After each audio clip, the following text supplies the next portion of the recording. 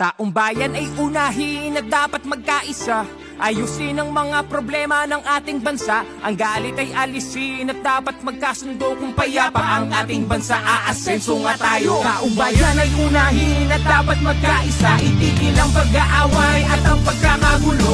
Ang galit ay alisin at dapat magkasundo. Kung payapa ang ating bansa, aasenso nga tayo. Ang bigyan ng panahon, kinabukasan ng bansa. Taong bayan ay unahin na dapat magkaisa. Taong bayan ay unahin at dapat magkaisa.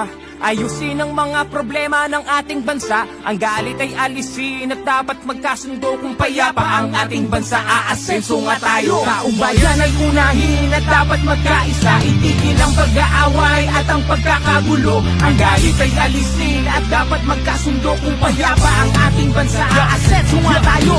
Ang kahirapan sa bansa ay lumulubha pa. Kailangang harapin ang marami nating problema. Maraming nagugutom sa Maynila at probinsya at maraming trabahante, di sapat ang kinikita. Pamilyang hindi sapat ang pagkain sa mesa kapag sila